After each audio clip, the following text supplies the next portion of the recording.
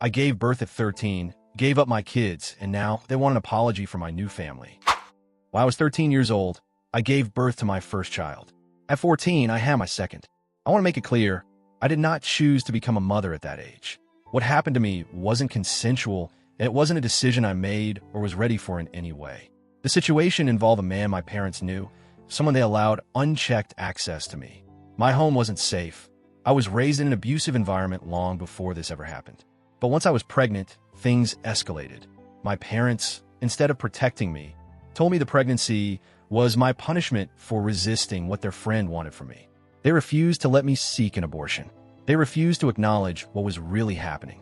I was isolated, terrified, and forced to carry 2 pregnancies as a child.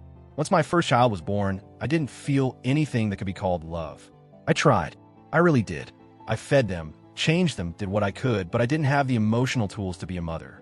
I was a child myself, trying to survive. After my second child, things got worse. I was still being hurt regularly and made to act like everything was normal. I didn't go to school. I didn't have friends. I didn't even know what was happening half the time. I was just trying to get through each day. I only got out of that life when I was 18 and both my parents were arrested. The truth about my situation came to light, and for the first time, I had people asking what I wanted. And what I said over and over was, I don't want to raise these children. It's not because they were bad or wrong or anything like that. It was because I knew I couldn't give them what they deserved. I never bonded with them. I never felt like a mother. I was broken, traumatized, and just trying to breathe. There were efforts made to help me keep them, but even the social workers could see I was barely holding myself together. Eventually, my children entered foster care, and I terminated my parental rights. It was the most painful decision I've ever made, but also the most responsible one. I spent the next 4 or 5 years in a kind of fog. I didn't know how to live. I'd never learned the basics of adult life, how to budget, how to build relationships, even how to trust anyone. I made terrible choices, ended up in unstable housing, and cycled through people and places that weren't good for me. I didn't finish school. I had PTSD, severe anxiety, and felt like a ghost of a person. I was alive, but not really living. Eventually, though, things started to change. Therapy helped. I got into programs that supported survivors like me. I started to believe I could do more than just survive. It took years, and I'm still in therapy to this day, but I found a way to build a new life. I found someone who loved me for who I was, and I married him. We talked a lot about whether I could, or even should become a mother again. I was terrified of repeating history, but this time it was different. My pregnancies were planned. I had support. I had a home. I had emotional capacity. I was still scared, but I was also excited. And when I held my first baby with my husband, I cried in a way I hadn't known I could. Not from fear, but from love. In the past 5 years, I've had 2 children with my husband. Being their mom has been the greatest joy and deepest healing I've ever experienced. It doesn't erase what happened before, but it reminds me that I am more than my past. A few months ago, something happened that shook all of this. My 2 older kids, now both technically adults, found me. They reached out respectfully, asking for answers. I was shocked, but I wanted to be as honest and gentle as I could. I consulted my therapist before and after every conversation. I knew the questions would be hard, and they were. They asked how they came to be. I tried to explain the truth without putting the weight of my trauma on them. I didn't go into graphic detail. I focused on the facts. I was very young. I didn't choose their conception. I wasn't safe, and I wasn't equipped to be a parent. They asked about medical history, family info, their biological father, and more. Some of the answers I just didn't have. A lot of that information was hidden from me, or I've blocked it out because it was tied to so much pain. They were disappointed, and I understood that. Eventually, the question of a relationship came up. I was honest. I said I wasn't in a place to build one. It wasn't about hating them or punishing them. It was about my own well-being, my boundaries, and the fact that I couldn't give them the mother they hoped for. One of them, the younger one, said they understood and thanked me for my honesty. The older one didn't take it well. They accused me of abandoning them, of choosing my new kids over them. They said it didn't matter how young I was, that I was the adult, and that by having new children and marrying, I proved that I could have been a good mom all along. They demanded an apology, not just for the foster care, but for moving on, for having a new family, for not choosing them again now. Eventually, the conversations became so emotionally intense that I had to block the older child. It broke my heart, but I couldn't keep engaging in something that was hurting both of us. Since then, I've been carrying this guilt. I don't regret my decisions. I don't believe I was wrong to protect myself or to build a new life. But I still wonder, was I wrong not to apologize? I know some women in my shoes do raise their children. I know some do manage to form loving bonds despite everything. I wasn't one of them. Does that make me the AH? Update 1. It's been a few weeks since I posted. I honestly didn't expect the post to gain much traction, but reading the responses was both comforting and emotional. Thank you to everyone who commented with empathy, advice, and even tough honesty. It helped more than I can say. After I blocked my older child, I spent a lot of time in therapy talking through what happened and why it affected me so deeply. I didn't block them out of anger. I blocked them because I was drowning. Every conversation with them felt like a courtroom interrogation mixed with emotional punishment. I didn't feel like a person when I spoke to them. I felt like a symbol of every awful thing that ever happened to them. And I get it. I really do. But I can't heal by being made into someone I'm not. I didn't reject them out of cruelty or selfishness. I did what I thought was safest for everyone involved, especially when I was a teenager with no control, no help, and no future. Since the original post, something else has happened that I didn't see coming. Some of my extended family found out about the reunion. I don't have much of a relationship with extended family. Most of them turned a blind eye to what happened when I was growing up. Some of them were complicit by their silence. But thanks to social media, a few of them got wind of the situation and reached out. To my surprise, a cousin I haven't seen in over 10 years messaged me and said that my older child had been talking to her. Apparently, they've been trying to piece together their family tree and found this cousin through a DNA matching service. At first, my cousin thought it was great that some kind of healing was happening. But she quickly realized that my older child was angry and they were looking for allies. She asked me if it was true, if I really gave my kids away and replaced them with a new family. Her words, not mine. I was stunned. I had tried so hard to keep things gentle, respectful, and private. I explained that I did not replace anyone. I made a choice when I was a traumatized teenager that I still believe was the only safe choice for everyone. I told her I wouldn't debate my trauma with her. But then she said something that stuck with me. You could at least say you're sorry they felt abandoned. It's been playing in my head ever since. I keep asking myself, is that what I refused to do?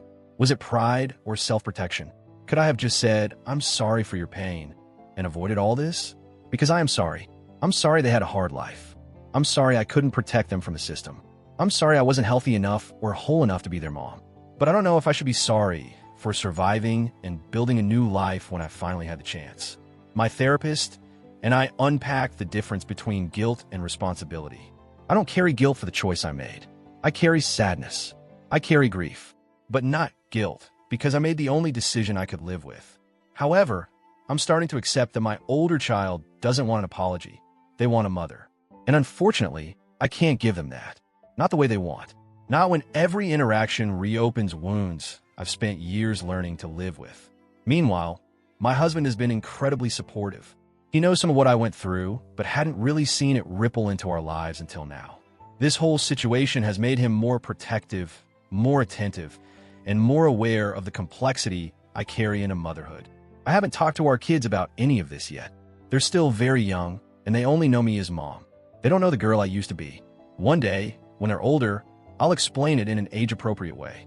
I want to teach them about compassion and boundaries, about surviving hard things without being defined by them. For now, I'm continuing therapy and writing a letter. Not to send, but to get the words out. It's a letter to my older child. I'm writing it because I need to release the pain and say the things I couldn't in the moment. Maybe one day, I'll revise it into something I can send. Or maybe it's just for me. Either way, it's helping. Here's a short piece of that letter. I'm sorry that the world was cruel to both of us. I'm sorry you had to grow up without answers. I'm sorry I couldn't be what you needed. But I never stopped wishing for your safety, your peace, and your healing. I didn't choose you. I didn't abandon you. I was a child in crisis, doing the best I could with the little I had. And I hope, truly, that you find the love and stability you deserve, even if it can't come from me. Maybe it's not perfect. Maybe it won't be enough. But it's honest. I still don't believe I'm the asshole. But I do believe this is more complicated than right and wrong. Trauma creates wounds that don't always heal neatly. And sometimes protecting yourself means someone else sees it as rejection. I wish I could fix that.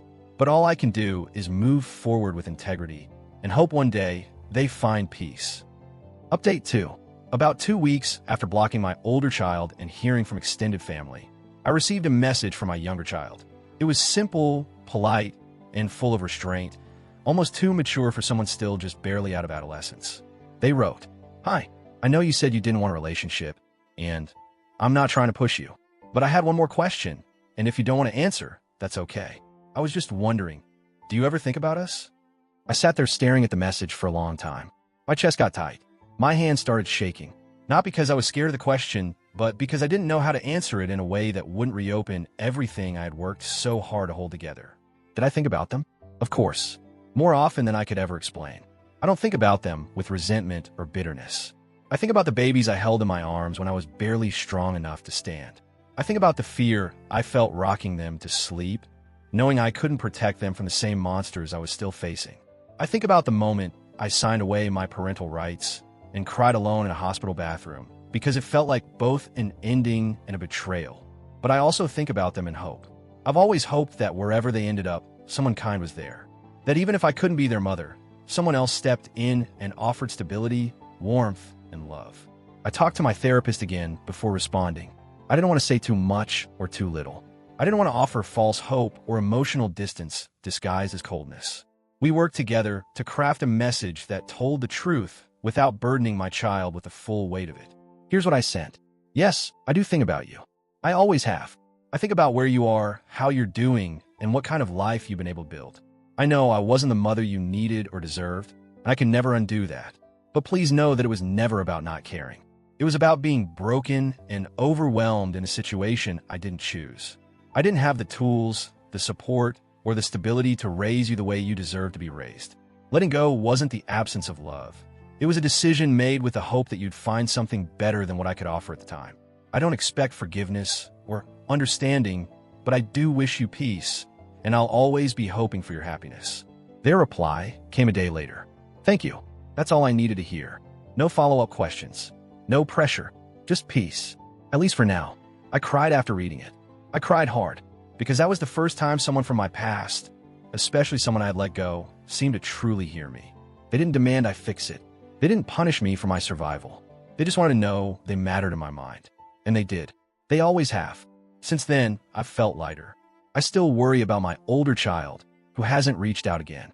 I don't know if they will. I still feel a mix of pain and guilt around that relationship. But I'm starting to accept that I can only control my choices, not their responses. I've also begun journaling again, not just letters to my children, but also to myself, the younger me. The girl who thought she was ruined beyond repair. The girl who held 2 babies and felt nothing but numbness and panic. The girl who used to believe she didn't deserve love, much less healing. I write to her like I would to someone I love. You did the best you could. You were never meant to raise children while still being a child yourself. What happened to you wasn't your fault. You carried more than anyone should, and you survived. That was heroic. Not perfect, not painless, but heroic.